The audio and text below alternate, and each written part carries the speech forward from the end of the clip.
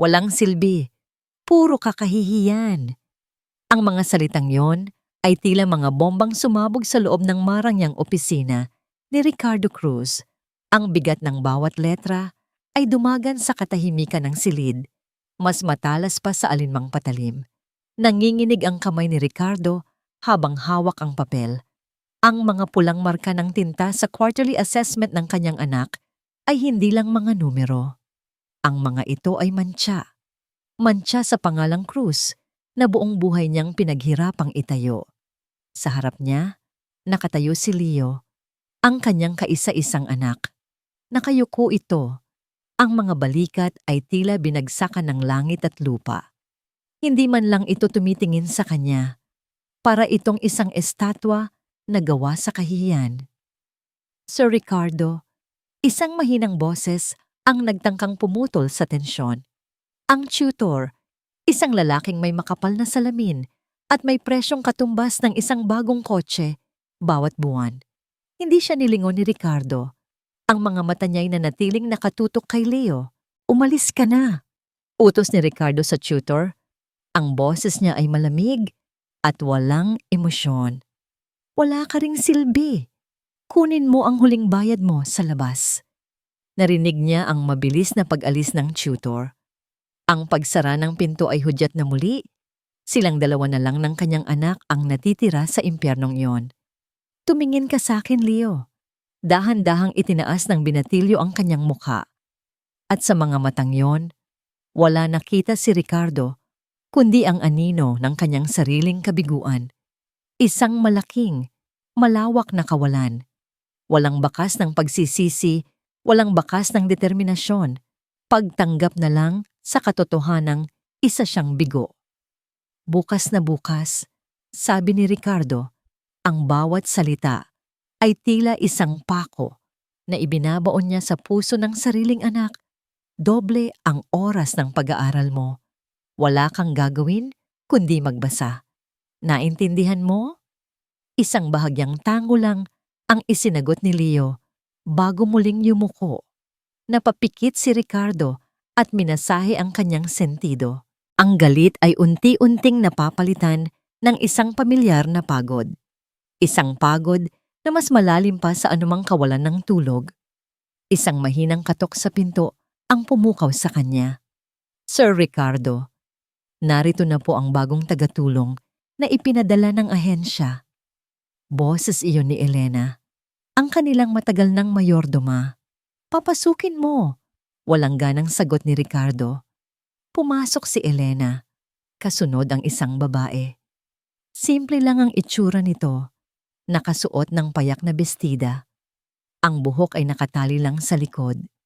Nang mag-angat ito ng tingin, may kung anong kakaiba sa mga mata nito. Isang kalmadong lalim na hindi niya inaasahan. Magandang hapon po. Ako po si Mia Reyes. Sabi nito sa mahinang boses. Bahagya lang tumango si Ricardo. Alam na ni Elena ang mga dapat mong gawin. Makakaalis na kayo. Sinulyapan ni Mia ang nakayukong si Leo bago ito sumunod kay Elena palabas ng silid. Isang sulyap na hindi nahuli ni Ricardo. Para sa kanya, ang babaeng yon ay isa lang sa maraming anino na dumadaan sa pamamahay niya. Nang maiwan siyang mag-isa, bumalik siya sa kanyang mesa at umupo. Ang mga pulang marka sa papel ay tila nang uuyam sa kanya. Kinuha niya ang isang picture frame sa kanyang tabi. Larawan yon ng kanyang yumaong asawa, si Lourdes, na may ngiti sa mga labi. Hindi ko na alam ang gagawin, mahal ko. Bulong niya sa larawan. Ipinangako ko sa'yo na gagawin ko siyang malakas. Pero paano ko gagawin yon kung pati ako? Sumusuko na. Ang katahimikan ang tanging sumagot sa kanya. Gabi na nang lumabas siya ng opisina para kumuha ng tubig. Ang buong mansyon ay tahimik na.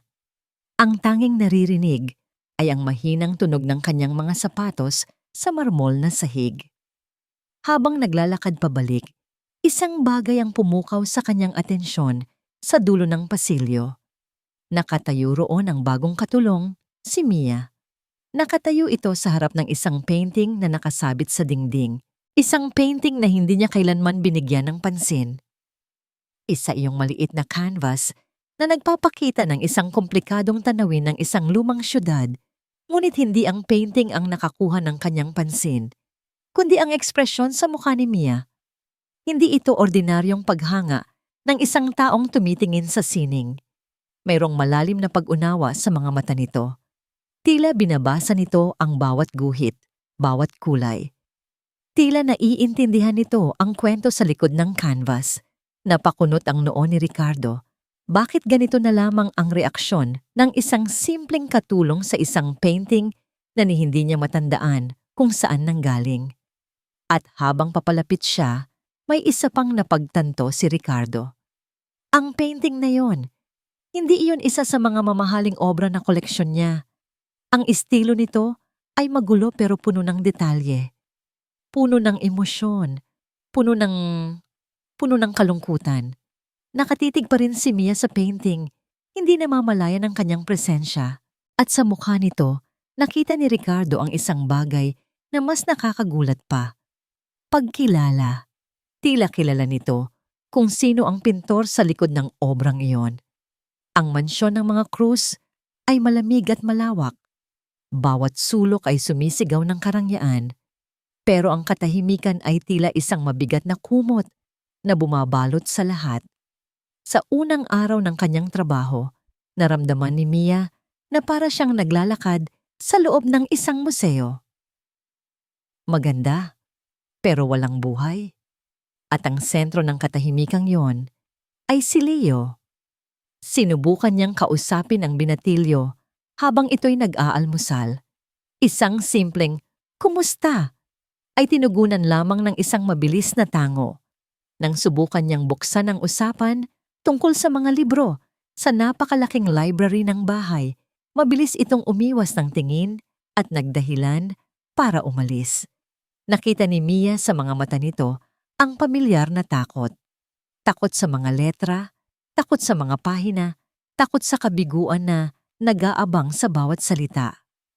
Hapon na nang utusan siya ni Elena na linisin ang kwarto ni Leo, pumasok siya sa isang silid na perpektong maayos, halos walang bakas ng kung sino mang nakatira roon. Malinis ito, halos walang laman, malamig, katulad ng buong bahay. Habang nagpupunas ng alikabok sa ilalim ng kama, may nasagi ang kanyang kamay. Isang itim na kwaderno. Hindi ito mukhang libro ng eskwela. Simple lang ito, walang tatak. Dahil sa pag-usisa, marahan niya itong binuklat.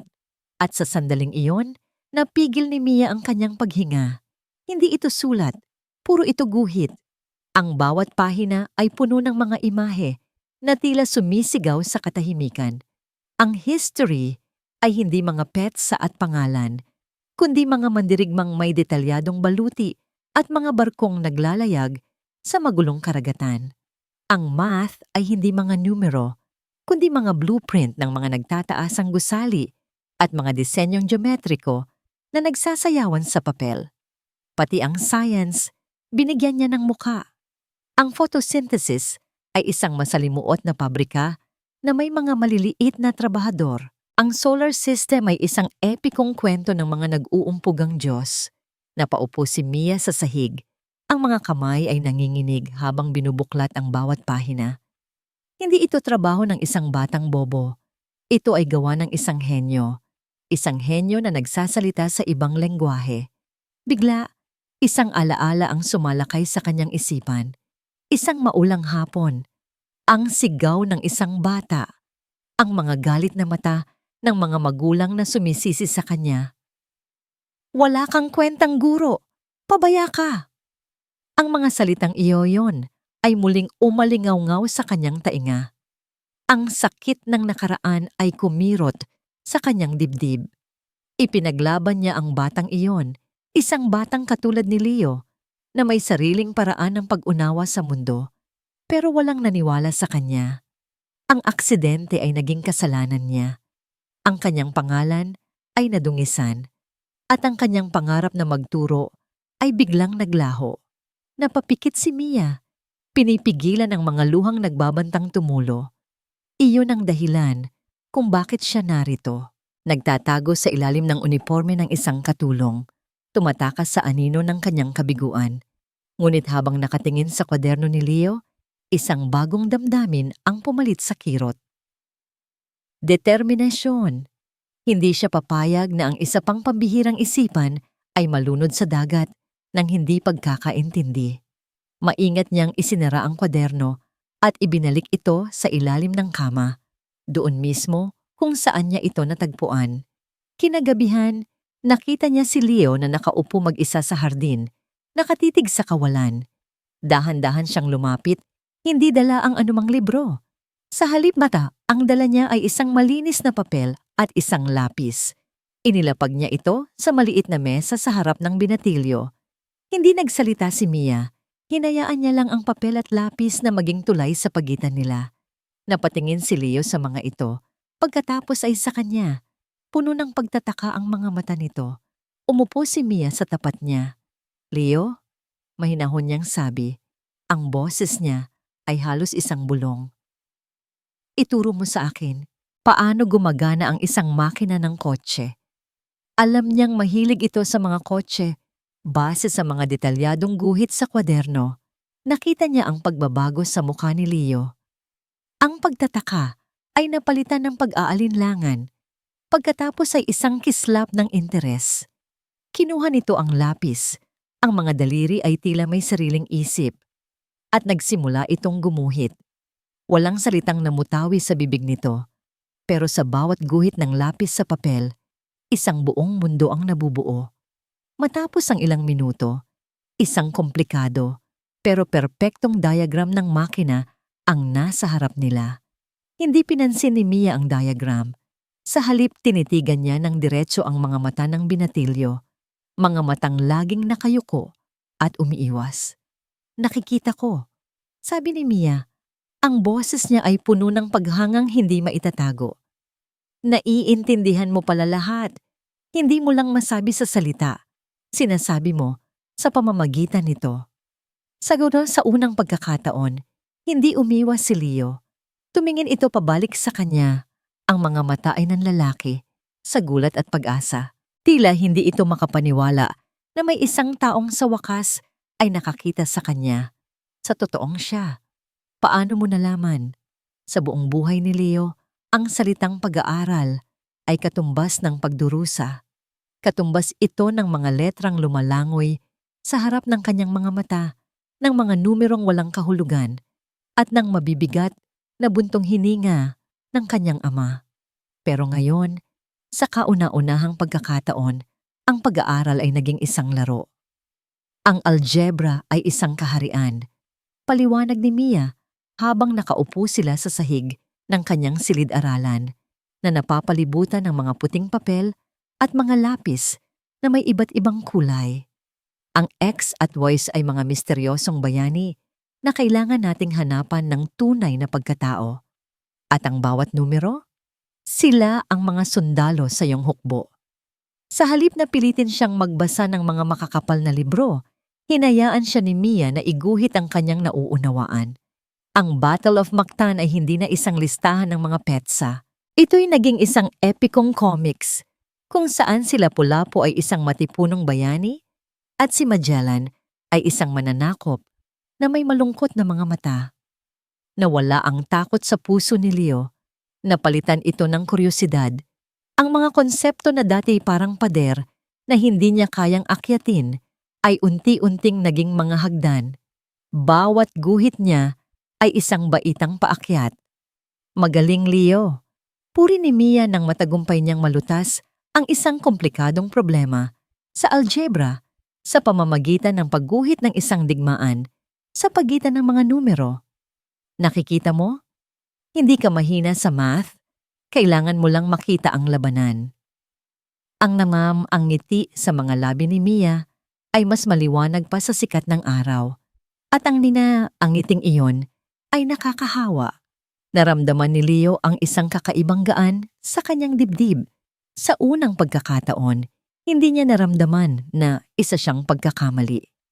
Ang pagbabagong ito ay hindi nakaligtas sa mga mata ng mga tao sa mansyon. Napansin ni Elena na mas madalas nang ngumiti ang bata. Minsan, naririnig pa niya itong tumatawa mula sa silid-aralan, isang tunog na matagal nang nawala sa tahanang yon.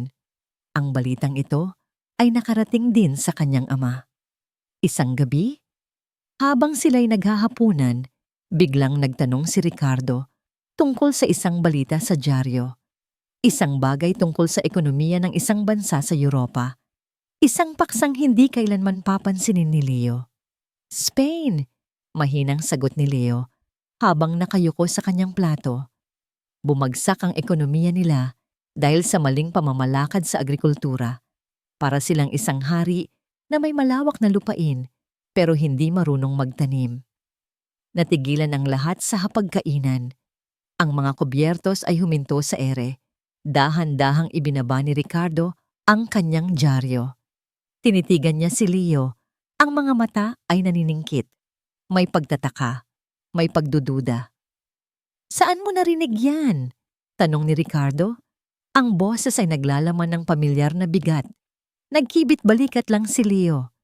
Pinag-usapan lang po namin kanina. Hindi na muling nagsalita si Ricardo, pero naramdaman ni Leo ang mga mata nito sa kanya sa buong oras ng hapunan. Hindi ito ang karaniwang tingin ng pagkadismaya. Iba ito. Isang tingin na hindi niya mabasa. Kinabukasan, dumating ang kanyang tiya Victoria na may dalang mga mamahaling regalo at isang nangiting kasing tamis ng lason. Palagi siyang ganito. Mabait sa labas. Pero ramdam ni Leo ang lamig sa likod ng mga salita nito. Leo! Pamangkin ko! Bati nito, sabay yakap sa kanya. Balita ko'y gumagaling ka na raw sa iyong pag-aaral. Totoo ba? Hindi nakasagot si Leo. Nakita ni Victoria si Mia na nag-aayos ng mga libro sa isang tabi. Lumapit ito, ang mga matay sinusuri si Mia mula ulo hanggang paa. Ikaw siguro ang bagong tutor, sabi ni Victoria. Ang pagdiin sa huling salita ay puno ng pangmamaliit.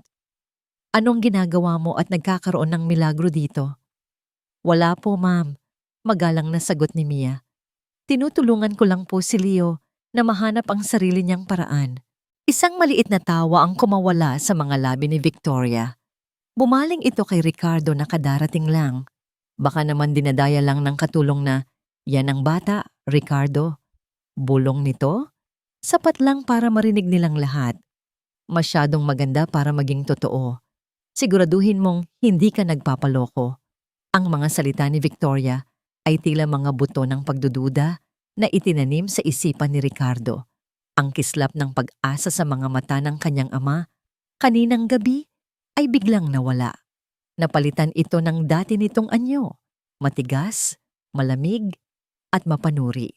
Nang hapong iyon, habang abala sina Leo at Mia sa pagguhit ng mapa ng sinaunang Roma sa sahig, biglang bumukas ng malakas ang pinto. Nakatayo roon si Ricardo. Ang mukha ay singdilim ng paparating na bagyo.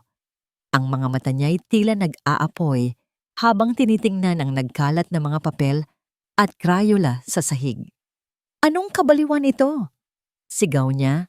Ang boses ay umalingaw-ngaw sa buong silid. Winawasak ang munting mundo ng kapayapaan na kanilang binuo. Akala ko ba nag-aaral kayo? Ang sigaw ni Ricardo ay nanatiling nakabitin sa hangin, mabigat at puno ng awtoridad. Inaasahan niyang makikita ang takot sa mukha ni Mia, ang parehong takot na nakikita niya sa lahat ng mga tutor na dumaan sa pamamahay na ito. Inaasahan niyang magmamadali itong magligpit at humingi ng tawad. Pero hindi. Kalmado siyang hinarap ni Mia. Tumayo ito ng dahan-dahan. Ang katawan ay nagsilbing panangga sa pagitan niya at ni Leo. Walang bakas ng takot sa kanyang mga mata. Sa halip, ang nakita ni Ricardo ay isang matatag na determinasyon. Nag-aaral po kami, Sir Ricardo.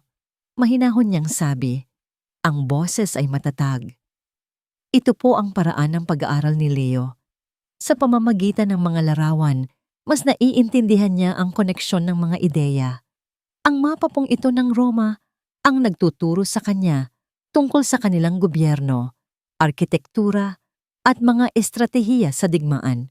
Napakunot ang noo ni Ricardo. Mga larawan, estratehiya sa digmaan, ang mga salita ay tila walang katuturan.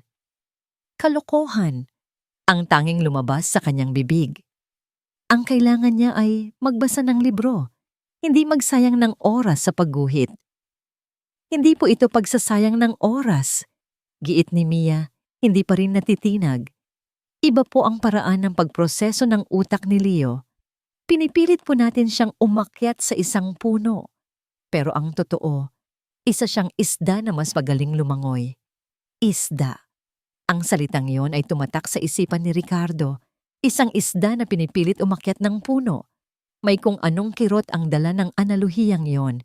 Hindi siya nakasagot. Tinalikuran niya ang mga ito at iniwan ang silid na puno pa rin ng galit at pagkalito. Buong araw, ang mga salita ni Mia ay umuulit-ulit sa kanyang isipan. Kinabukasan, habang nasa kalagitnaan siya ng isang mahalagang board meeting, tumunog ang kanyang personal na cellphone. Isang numerong hindi nakarehistro.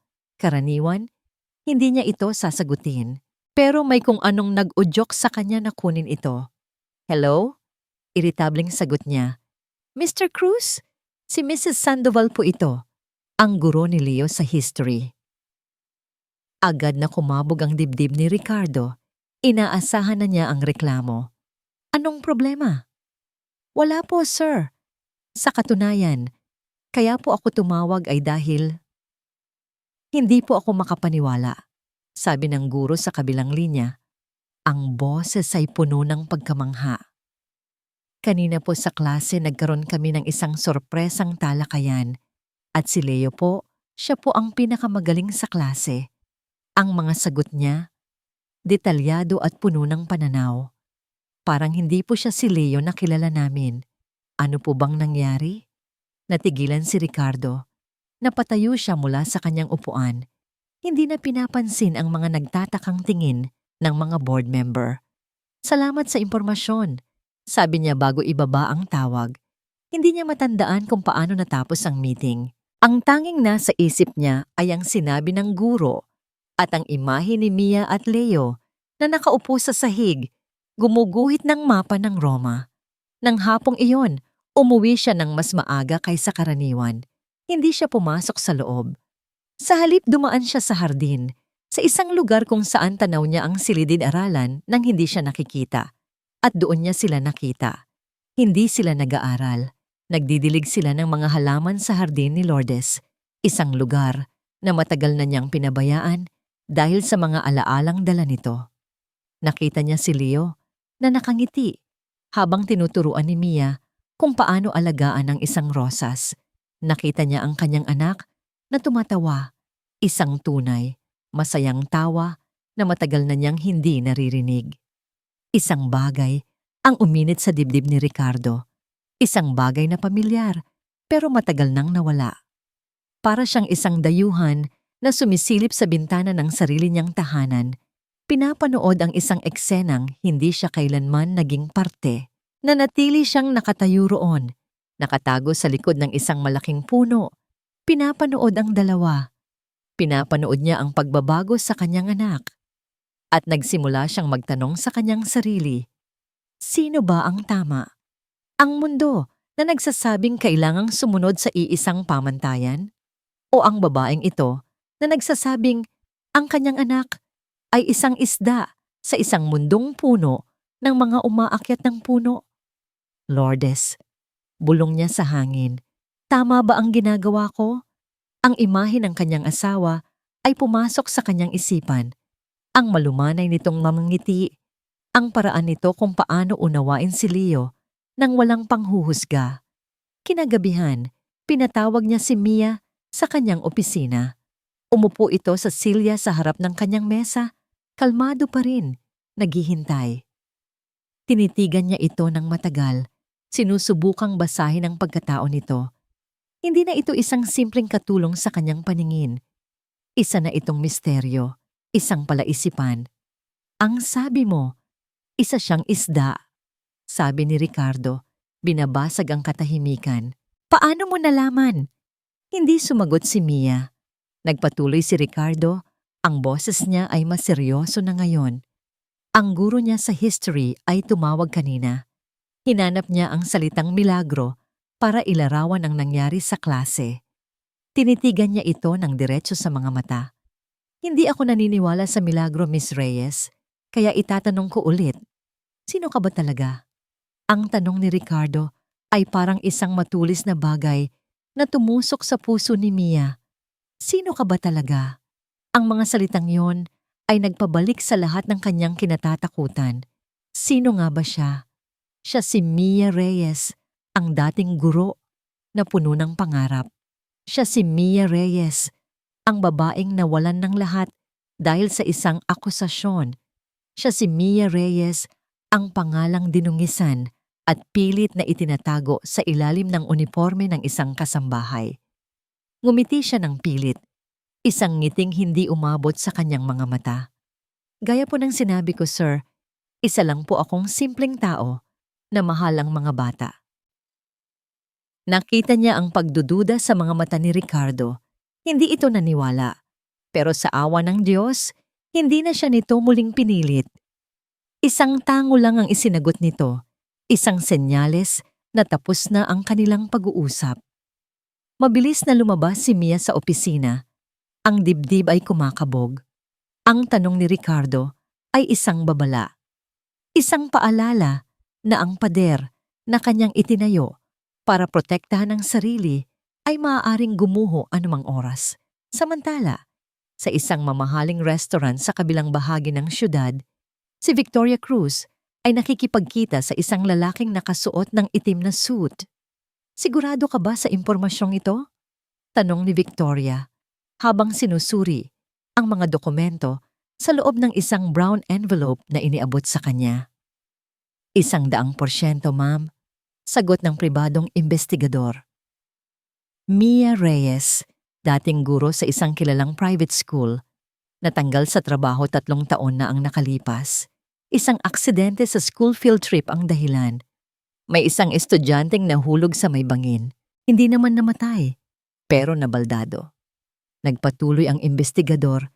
Hindi siya ang direktang may kasalanan, pero sa kanya isinisi ng pamilya ang lahat.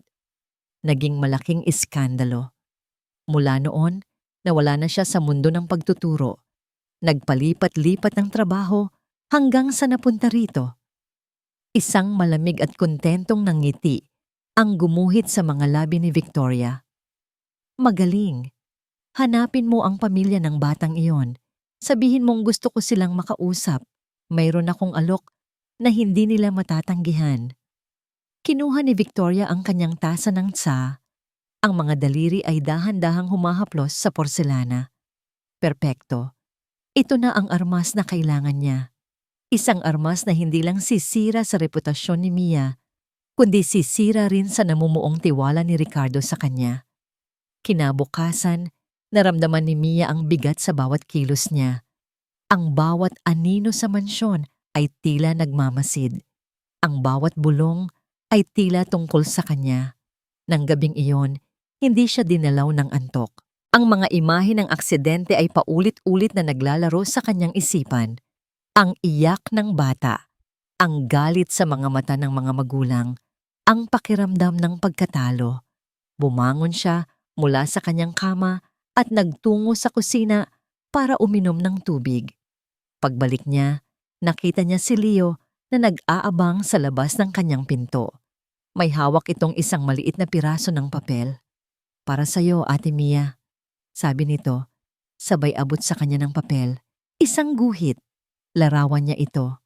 Nakangiti. Sa ilalim nito ay may mga salitang isinulat ng maingat. Kahit halatang pinaghirapan. Salamat. Isang mainit na damdamin ang dumaloy sa puso ni Mia. Tinutulak papalayo ang lamig ng takot. Ang simpleng regalong iyon ay isang paalala kung bakit siya naroroon. Para sa batang ito. Para kay Leo. Kinabukasan, habang tinutulungan niya si Leo sa hardin, biglang dumating si Victoria. Nakasuot ito ng isang eleganteng puting bestida, pero ang kanyang presensya ay nagdala ng dilim. Mia, Hija, bati nito Ang boses ay matamis, ngunit puno ng kamandag. Lumapit ito sa kanya, sapat na malapit para sila lang ang magkarinigan. Balita ko, mahilig ka raw sa mga bata. Simula ni Victoria, lalo na sa mga field trip. Tama ba? Nanigas si Mia sa kanyang kinatatayuan. Ang dugo sa kanyang katawan ay tila naging yelo. Ngumiti si Victoria, isang nangiting tagumpay. Isang payo lang, Hija. Ingat ka. Minsan, kahit gaano mo pa gustong takasan ang nakaraan, hahabulin at hahabulin ka rin yan. Pagkasabi noon, tinalikuran na siya ni Victoria at naglakad palayo. Iniwan si Mia na nakatayo sa gitna ng magagandang bulaklak, nanginginig at nilalamon ng anino ng kanyang nakaraan. Ang National Quiz Bee. Para kay Leo, ang tatlong salitang iyon ay palaging isang bangungot. Ito ang taunang kaganapan kung saan ang lahat ng estudyante mula sa pinakamagagaling na paaralan ay nagtitipon para patunayan ang kanilang talino. Para sa kanya, ito ang taunang paglalakbay patungo sa entablado ng kahihiyan. Taon-taon, nauuwi siya sa pinakahuling pwesto, dala-dala ang bigat ng pagkadismaya sa mga mata ng kanyang ama. Pero sa taong ito, may nag-iba. Huwag mong isipin na isa itong kompetisyon, Leo. Sabi ni Mia isang hapon, 2 linggo bago ang quiz bee. Isipin mo na isa itong malaking proyekto, ang ating masterpiece. Ang silid-aralan ni Leo ay hindi na isang silid-aralan. Naging isa itong war room. Ang mga pader ay napuno ng mga malalaking papel na may mga timeline ng kasaysayan na ginawa nilang parang isang mahabang ahas. Ang mga formula sa math ay isinulat nila sa anyo ng mga spells mula sa isang fantasy book. Ang periodic table ay ginawa nilang isang kaharian na may iba't ibang pamilyahe ng mga elemento.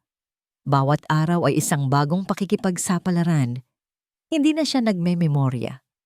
Sa halip, gumagawa sila ng mga kwento. Nagdidisenyo sila ng mga laro. Ang pag-aaral, sa unang pagkakataon, ay naging masaya. Para maging matagumpay ang isang hari sa digmaan, sabi ni Mia, habang tinutulungan siyang iguhit ang mapa ng mga kampanya ni Alexander the Great, kailangan niyang kabisaduhin ang bawat sulok ng kanyang kaharian. Ang quiz bee na ito ang iyong kaharian, Leo. Unti-unti, ang takot na dating bumabalot sa puso ni Leo ay napalitan ng isang damdaming hindi niya gaanong kilala, kumpiyansa. Isang gabi, habang nag-aaral sila, pumasok ang kanyang ama. Hindi ito nagsalita. Tumayo lang ito sa may pintuan. Pinapanood sila sa katahimikan. Nakita ni Leo ang pagdaan ng iba't ibang emosyon sa mukha nito. Pagdududa, pag-usisa, at isang kislap ng isang bagay na hindi niya masabi kung ano. Nang araw bago ang kompetisyon, binigyan siya ni Mia ng isang maliit na kahon. "Ano to, Ate Mia?" tanong niya. "Bukas mo na buksan, bago ka umakyat sa entablado." Nakangiting sabi nito. "Ito ang iyong agimat." Kinagabihan, hindi mapakali si Leo. Pero hindi ito dahil sa kaba, ito'y dahil sa excitement. Samantala, sa opisina ng mansyon, tinawagan ni Ricardo ang kanyang sekretarya. "Alice, i-cancel mo lahat ng appointments ko bukas ng hapon." "Pero sir," nag-aalangang sagot ng sekretarya, "nandyan po ang mga investors mula sa Japan." "I-cancel mo," mariing ulit ni Ricardo. "May mas importante akong pupuntahan." Sa kabilang dako naman, may ibang tawag na ginagawa si Victoria Cruz. Kausap niya ang mag-asawang sinisisi si Mia sa aksidente ng kanilang anak. "Gusto ko lang pong linawin," sabi ni Victoria sa telepono. Ang boses ay puno ng pekeng simpatsya. "Hindi ko po kayo pinipilit. Gusto ko lang bigyan ng hustisya ang sinapit ng anak ninyo. At gusto kong protektahan ang pamangkin ko mula sa isang iresponsableng tao." May narinig siyang pagsang-ayon sa kabilang linya. "Mabuti," sabi ni Victoria. Isang nangiti ang unti-unting sumilay sa kanyang mga labi. "Siguraduhin niyong nandoon kayo bukas." Oras na para sa huling akto. Kinaumagahan, humarap si Leo sa salamin. Ang refleksyon na nakita niya ay hindi na ang batang laging nakayuko. Takot sa sarili nitong anino. Nakita niya ang isang mandirigma na handa nang pumasok sa labanan. Kinuha niya ang maliit na kahon na bigay ni Mia at binuksan ito. Sa loob, may isang pambura, isang simpleng pambura, ngunit sa gilid nito, may isinulat si Mia gamit ang pinong tinta. Ang bawat pagkakamali ay pwedeng itama. Naramdaman ni Leo ang pag-init ng kanyang mga mata. Itinago niya ang pambura sa kanyang bulsa, ang kanyang agimat. Huminga siya ng malalim. Kaya ko to. Ang auditorium ay maingay at puno ng enerhiya. Mga estudyanteng nag-uusap, mga magulang na kinakabahan, mga gurong nagbibigay ng huling minutong paalala. Para kay Ricardo Cruz, ang lugar na ito ay isang pamilyar na larangan ng digmaan. Ngunit ngayon, sa unang pagkakataon, hindi siya ang general. Isa lamang siyang manonood. Umupo siya sa isang hilera, sa bandang likuran, malayo sa entablado. Sa di kalayuan, nakita niya si Mia na nakatayo sa may gilid. Ang mga mata ay nakatuon lamang sa entablado. Ang mga kamay ay magkadaop sa kanyang dibdib na para bang nagdarasal. Nagsimula ang kompetisyon. Ang mga unang tanong ay madali.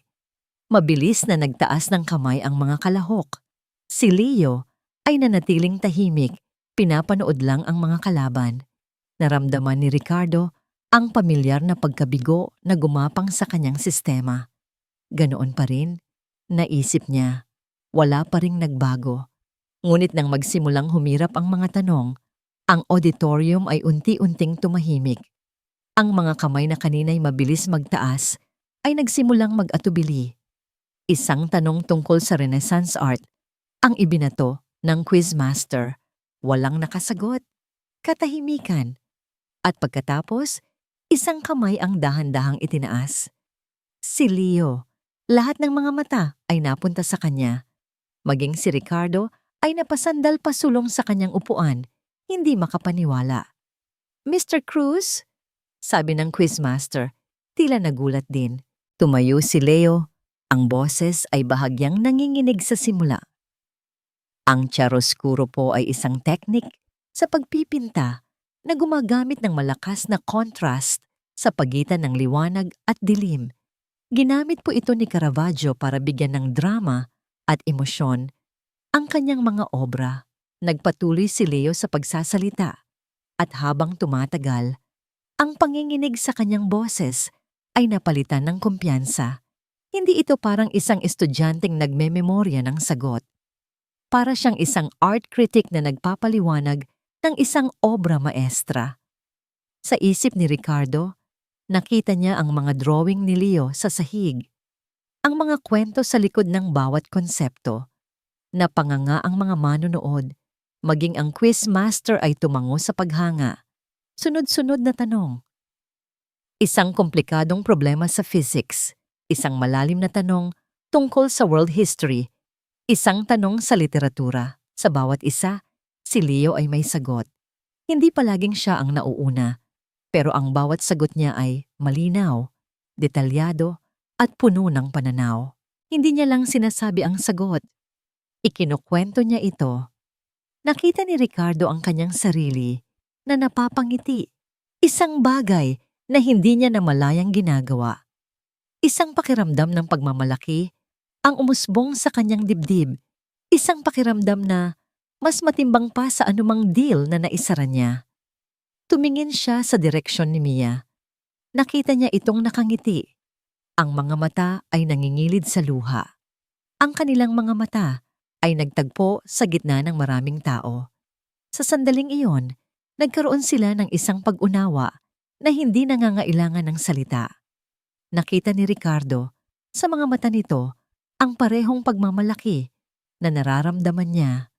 At sa sandaling iyon, tinanggap niya sa kanyang sarili. Nagkamali siya. Nagkamali siya tungkol sa kanyang anak. At marahil, nagkamali rin siya tungkol sa babaeng ito. Nasa huling round na sila. Tabla si Leo sa unang pwesto kasama ang isang estudyante mula sa isang science high school. Ang susunod na tanong ang magdedetermina ng lahat. Ang buong auditorium ay tahimik. Ang tensyon ay halos nahihipo. Itinaas ng quizmaster ang kanyang kamay, handa nang basahin ang huling tanong. Ngunit bago pa man may lumabas na salita, sa kanyang bibig, isang boses ang pumunit sa katahimikan. Itigil ang kompetisyon. Lahat ay napalingon sa pinanggalingan ng sigaw. Nakatayo sa pasilyo si Victoria, ang mukha ay puno ng matuwid na galit. Naglalakad ito papalapit sa entablado.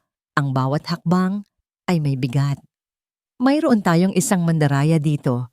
Sigaw niya, ang boses ay umalingaw-ngaw sa buong auditorium. Napatayo si Ricardo. Ang puso niya ay biglang kumabog ng malakas. Naguguluhan. Ano ang ginagawa ng kanyang kapatid? Inagaw ni Victoria ang mikropono mula sa kamay ng isang staff. Ang kanyang mga mata ay nag-aapoy sa galit.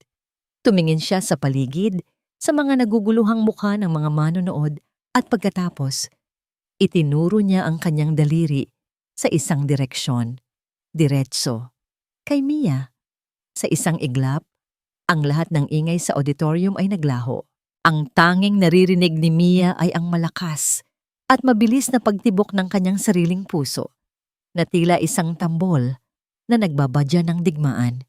Ang daliring nakaturo sa kanya ay parang dulo ng isang espada, malamig at matalim. Mandaraya. Ang salita ni Victoria ay umalingaw-ngaw, paulit-ulit sa kanyang isipan. Ang mga mukha sa paligid niya ay unti-unting naging mga maskara ng paghuhusga. Ang mga bulungan ay nagsimula, parang mga ahas na gumagapang sa sahig, papalapit sa kanya. Ang babaeng yan. Patuloy ni Victoria sa mikropono. Ang boses ay puno ng drama, ay hindi isang simpleng katulong. Ginagamit niya ang kahinaan ng aking pamangkin para sa sarili niyang kapakanan. Binibigyan niya ng sagot si Leo. Hindi totoo yan. Ang sigaw ni Leo mula sa entablado ay halos hindi marinig sa gitna ng kaguluhan. Gusto ni Mia na magsalita. Gusto niyang sumigaw, ipagtanggol ang sarili. Ngunit walang boses na lumalabas sa kanyang lalamunan. Ang kanyang katawan ay nanigas, para siyang isang estatwa na dahan-dahang binabasag. At kung akala niya ay iyon na ang pinakamasakit, nagkamali siya. Pero hindi lang iyan, dagdag ni Victoria. Ang kanyang nangiti ay malademonyo. Ang pandaraya ay simula pa lang. Ang babaeng ito ay may itinatagong mas madilim na sikreto. Nagbigay ng senya si Victoria sa may entrance at mula roon, lumabas ang isang mag-asawa. Ang kanilang mga mukha ay gusot sa pamilyar na pighati. Ang mga taong pinilit niyang kalimutan sa loob ng 3 taon. Ang mga magulang ng estudyanteng na aksidente sa ilalim ng kanyang pangangalaga. Ang paghinga ni Mia ay tila naputol. Ang sahig sa ilalim ng kanyang mga paa ay tila gumuho. Kilala niyo ba ang babaeng iyan? Tanong ni Victoria sa mag-asawa habang inaakay sila papalapit. Siya... Humagulgol ang babae. Ang mga luha ay umaagos sa kanyang mga pisngi. Siya ang iresponsableng guro na sumira sa buhay ng anak namin. Dahil sa kapabayaan niya, nabaldado ang aming anak. Pangarap niyang maging isang mananayaw. Pero ngayon, hindi na siya makalakad. Ang bawat salita ay isang suntok sa sikmura ni Mia. Ang bawat luha ng babae ay asidong tumutunaw sa kanyang kaluluwa.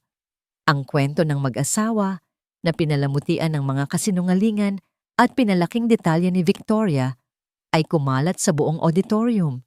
Siya na ang kontrabida, isang mandaraya, isang pabayang guro, isang halimaw.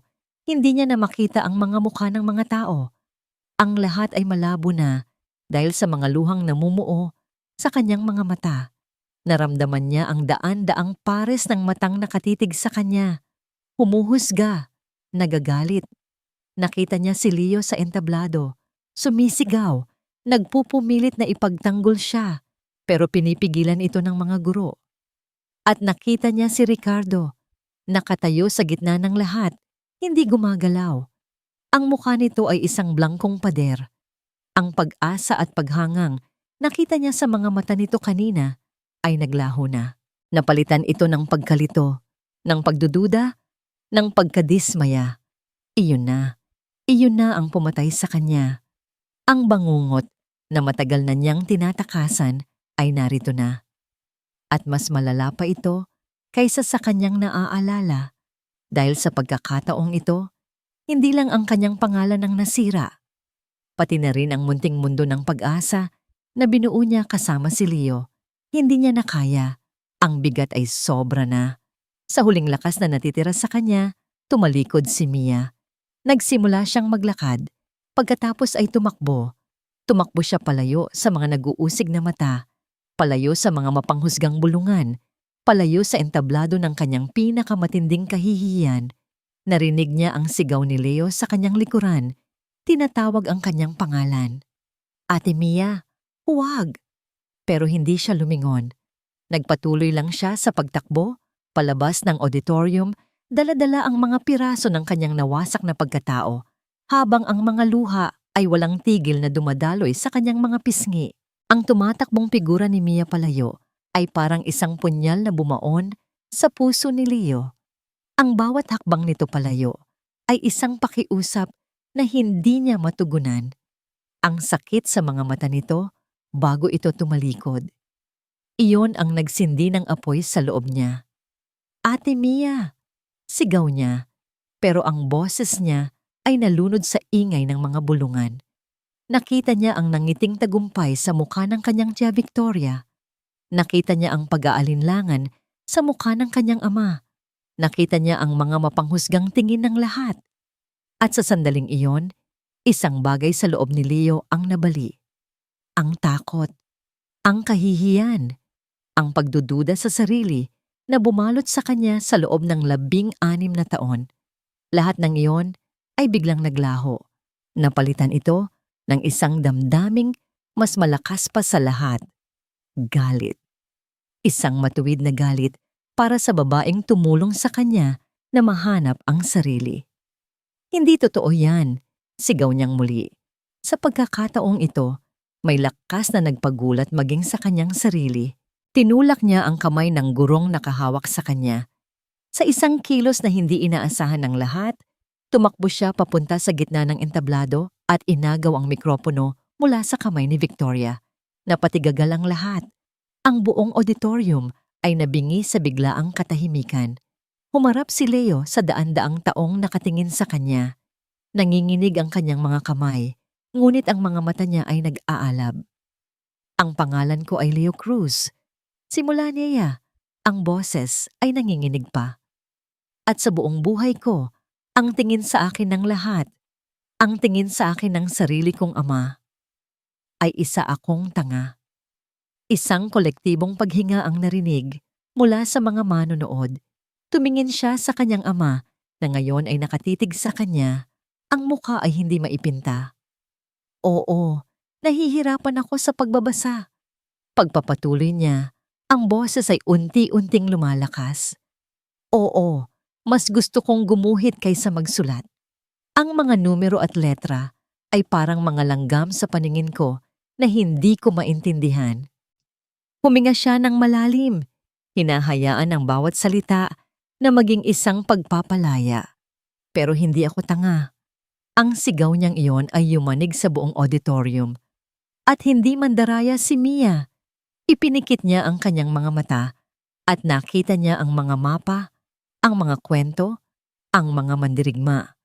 Ang lahat ng itinuro sa kanya ni Mia. Hindi niya ako binigyan ng sagot. Tinuruan niya ako kung paano hanapin ang sarili kong sagot. Ipinakita niya sa akin na ang mga bagay na akala kong kahinaan ko, ang pagguhit, ang pag-iisip, gamit ang mga larawan. Iyon pala ang aking kalakasan. Si Mia ang nag-iisang tao sa buong mundo na hindi tumingin sa akin na parang isang pagkakakamali. Ang huling mga salita ay puno ng emosyon. Halos mabasag ang kanyang boses. Isang butil ng luha ang pumatak mula sa kanyang mata. Tumingin siya sa kanyang tia Victoria. Ang galit ay bumalik. Ginagawa niyo po ito hindi para sa akin. Ginagawa niyo to dahil natatakot kayo. Natatakot kayo na hindi na ako ang Leo na kaya niyong maliitin. Namutla si Victoria. Wala itong masabi. Ang katahimikan ay muling bumalot sa auditorium, ngunit hindi na ito ang katahimikan ng paghuhusga. Ito ay katahimikan ng pagkamulat. At pagkatapos, isang tunog ang bumasag dito. Ang tunog ng dahan-dahang pagpalakpak. Galing ito sa isang sulok, isang magulang. Pagkatapos ay may sumunod pa, at isa pa. Hanggang sa ang buong auditorium, maliban sa iilang kasama ni Victoria, ay nagpapalakpakan na para sa kanya. Hindi dahil sa kompetisyon, kundi dahil sa kanyang katapangan. Tumingin si Leo sa kanyang ama. Nakita niya ito, nakatayo pa rin. Ngunit ang pader sa mukha nito ay gumuho na. Ang mga mata nito ay puno ng luha. Luha ng pagsisisi, ng pag-unawa, at ng isang bagay na matagal nang hinahanap ni Leo. Pagmamalaki. Dahan-dahang naglakad si Ricardo paakyat sa entablado. Ang bawat hakbang ay mabigat. Nilampasan niya si Leo at huminto sa pagitan ng kanyang anak at ng kanyang kapatid. Humarap siya kay Victoria na ngayon ay nanginginig na sa takot at galit. Tinitigan niya ito ng diretso sa mga mata. Ang lamig sa kanyang boses ay kayang magpayelo ng apoy. Tapos ka na, Victoria. Ang mga salitang binitiwan ni Ricardo ay tila isang hatol na yumanig hindi lang kay Victoria, kundi sa buong angkan ng mga krus na naroroon. Tapos ka na. Ricardo, anong sinasabi mo? Nanginginig na tanong ni Victoria. Hindi mo ba nakikita? Niloloko lang tayo ng babaeng yan. Umiling si Ricardo. Ang mga mata ay hindi inaalis sa kanyang kapatid. Ang nag-iisang nanloloko dito ay ikaw, Victoria. At ang mas masakit, niloloko mo ang sarili mo. Bumaling siya sa mga gwardiya. Ilabas niyo siya. Walang nagawa si Victoria kundi magpumiglas habang hinihila siya papalabas ng auditorium. Ang kanyang mga sigaw ng protesta ay unti-unting humina hanggang sa tuluyang naglaho. Humarap si Ricardo sa mga manonood. Kinuha niya ang mikropono.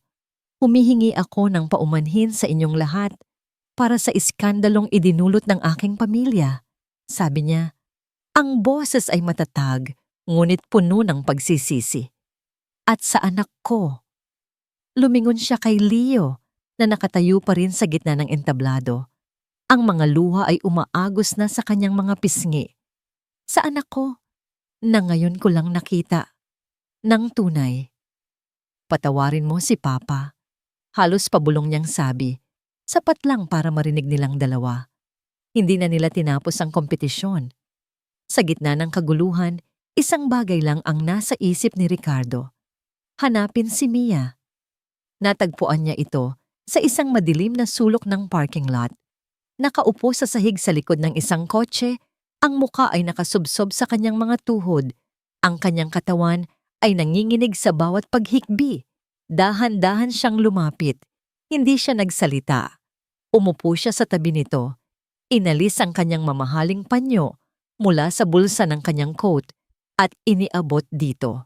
Nagangat ng tingin si Mia. Ang mga mata ay namamaga at puno ng sakit. Nag-atubili itong kunin ang panyo.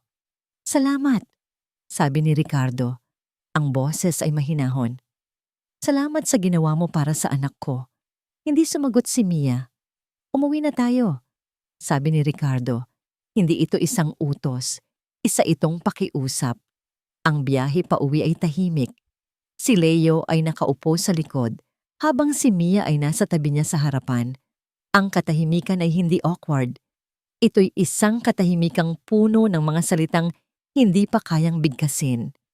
Pagdating sa mansyon, dumiretso si Ricardo sa kanyang opisina. Hindi para magtrabaho, kundi para mag-isip. Ang imahe ni Leo sa entablado, ang tapang nito, ang sakit sa mga mata ni Mia, ang sarili niyang pagkabulag. Lahat ay bumabagabag sa kanya. Kailangan niya ng isang bagay na makakapitan, isang bagay na magpapaalala sa kanya kung sino siya bago siya lamunin ng kanyang ambisyon at kalungkutan. Tumayo siya at lumapit sa isang lumang aparador sa isang sulok ng opisina. Isang aparador na hindi na niya binubuksan sa loob ng maraming taon. Ang aparador kung saan nakatago ang mga gamit ni Lourdes. Nanginginig ang kanyang mga kamay habang binubuksan ito. Ang amoy ng lavender at ng nakaraan ay sumalubong sa kanya. Mga libro, mga damit, mga litrato. Sa ilalim ng isang tumpok ng mga sulat, may isang kahoy na kahon. Isang kahon na pamilyar sa kanya. Ang kahon ng mga sikreto ni Lourdes. Binuksan niya ito. Sa loob, may isang makapal na sobre na naka-address sa kanya. Para sa aking Ricardo, basa niya sa sulat kamay ng kanyang asawa. Dahan-dahan niyang binuksan ang sobre. Sa loob, may isang liham. Mahal kong Ricardo, kung binabasa mo ito, marahil ay matagal na akong wala. At marahil, pagod na pagod ka na sa pag-aalaga sa ating si Leo. Alam ko, mahal ko, alam kong nahihirapan ka. Pero meron akong isang huling hiling. Huwag mong pilitin ang ating anak na maging isang taong hindi siya. Ang ating si Leo ay isang pintor sa isang mundo na pinipilit siyang maging isang mathematician. Huwag mong hayaang mawala ang kanyang mga kulay. Sa mga huling buwan ko, may ginawa akong pagsasaliksik. Naghahanap ako ng isang taong makakaintindi sa kanya. Isang gurong may kakaibang pamamaraan. Isang pusong dumaan na rin sa pagsubok. At natagpuan ko siya. Ang pangalan niya ay Mia Reyes, isang batang guro na may pambihirang talento sa pag-unawa sa mga batang katulad ng ating anak. Mayroon siyang mga problema ngayon, mga pagsubok na hindi niya kasalanan, pero naniniwala ako sa kanya.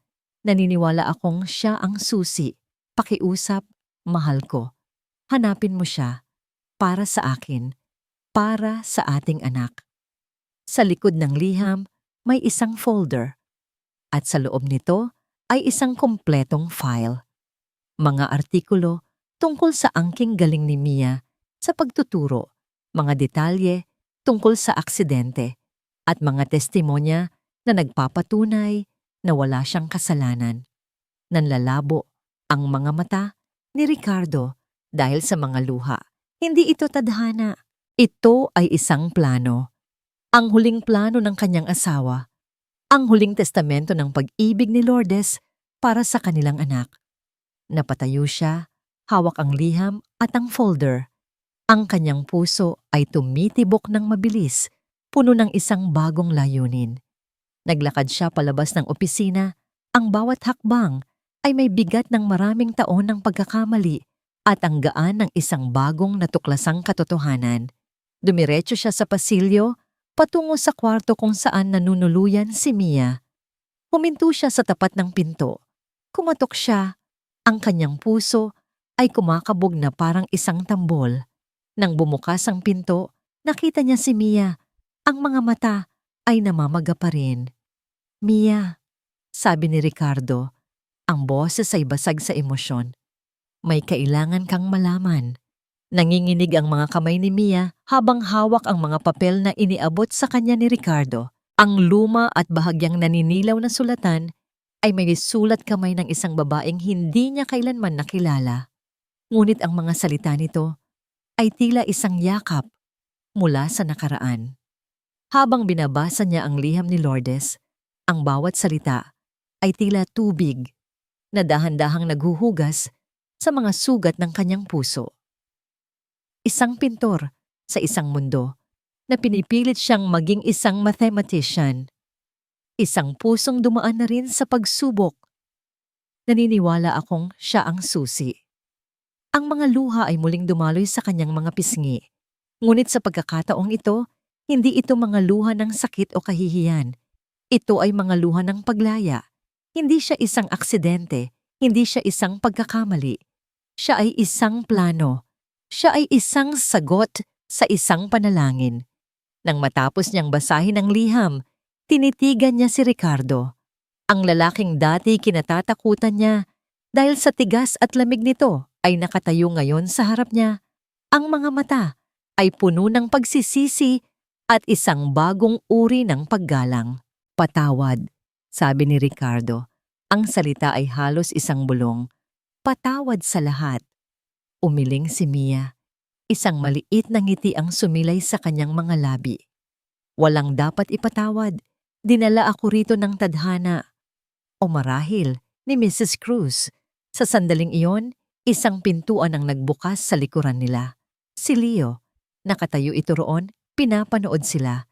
Sa mga mata nito, nakita ni Mia ang parehong luhang nagpapalaya na naramdaman niya. Lumapit si Leo at, sa isang kilos na ikinagulat nilang lahat, niyakap sila pareho, ang kanyang ama at ang kanyang guro. Sa gitna ng mahabang pasilyo ng malamig na mansyon, isang pamilya ang muling nabubuo. Hindi sa dugo, kundi sa pag-unawa, pagpapatawad at pag-ibig. 5 taon ang lumipas. Ang entablado ay mas malaki ngayon at ang mga ilaw ay mas nakakasilaw. Ngunit wala na ang takot. Tumingin si Leo sa mga daan-daang mukha sa audience, mga bata, magulang, guro at mga taga-suporta. Hawak niya ang mikropono ng may kumpiyansa. Sa kanyang tabi ay isang malaking screen na nagpapakita ng kanyang mga obra, mga detalyadong guhit, mga makukulay na painting at mga digital animation. Noong bata ako, may nagsabi sa akin na ang utak ko raw ay iba sila.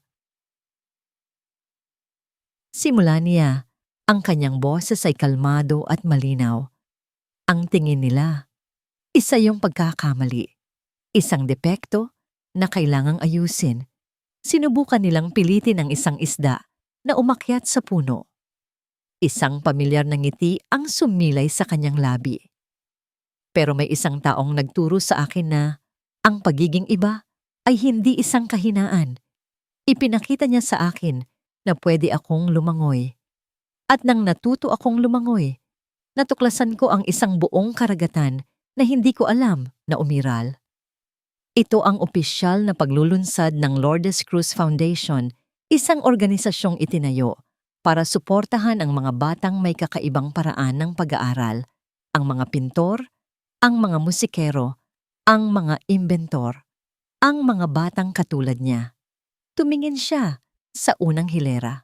Nandoon si Mia, ang kanyang guro, mentor, at ngayon, ang executive director ng foundation. Ang nangiti nito ay kasing liwanag pa rin ng dati. At sa tabi nito, nakaupo ang kanyang ama. Si Ricardo Cruz, ang kinatatakutang business tycoon, ay nakatingin sa kanya. Ang mga mata ay puno ng pagmamalaking hindi na nito itinatago. Ang dating tigas sa mukha nito ay napalitan ng isang malumanay na saya. Sila ni Mia ang co-founders ng lahat ng ito. Ang pagkakaiba ay hindi kapansanan. Pagtatapos ni Leo sa kanyang talumpati, ito ay ating kalakasan. Ito ang nagbibigay kulay sa ating mundo. Huwag nating piliting maging pare-pareho. Sa halip, ipagdiwang natin ang ating mga pambihirang pagkakaiba. Ang palakpakan ay dumagundong. Pagkatapos ng event, nagtipon silang 3 sa isang lugar na naging sagrado para sa kanila, ang Hardin ni Lourdes. Ang dating napabayaang hardin ay ngayon ay puno ng buhay at kulay. Ang mga rosas ay namumukadkad, masigla at maganda. Tumayo sila roon, tahimik na pinapanood ang paglubog ng araw. Naramdaman ni Leo ang isang kamay sa kanyang balikat. Ang kanyang ama. Proud na proud sa'yo ang mama mo, sabi nito. Proud siya sa ating lahat, sagot ni Leo. Nakita niya sa gilid ng kanyang mga mata ang isang simpleng kilos, ang dahan-dahang pag-abot ni Ricardo sa kamay ni Mia, at ang dahan-dahang pagtanggap ni Mia dito. Hindi na nila kailangan pang magsalita. Habang ang kulay kahel na sinag ng dapit hapon ay yumayakap sa kanilang 3, naintindihan ni Leo ang lahat.